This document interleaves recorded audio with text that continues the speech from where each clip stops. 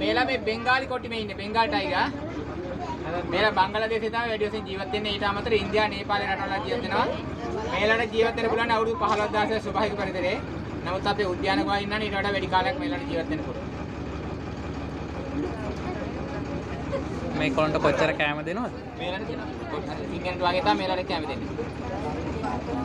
හවසට තමයි කෑම දාන්න උදේට දෙන්නේ මේලාට. ස්වභාවික පරිසරයේ උදේට සතුටලන්නේ හවසට තමයි දාන්නේ.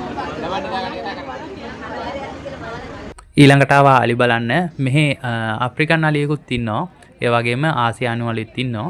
අලි බන්න ඉතින් උඩවලේ වුණත් පුළුවන් අපිට. ගොඩාක් සත්තු හිටියා. ඉතින් හැමදේම වීඩියෝ කරන්න අවස්ථාවක් හම්බුන්නේ නැහැ. ඒ වගේම තමයි මේ ට්‍රිප් එක ගිහිල්ලා අන්තිමට අපිට සත්තුන්ට පොඩි සත්තුන්ට කැම දාන්නත් අවස්ථාවක් තියෙනවා. ඒව මිලදී අරගෙන අපි බහින තැනින්. ඒ වගේම සීබ්‍රා, ජිරාෆ්, එක එක මුවන් වර්ග ඕලුවෝ ඒ හැමදේම බලන්න පුළුවන්. අර අප්‍රිකන් කන්ට්‍රි වල වගේ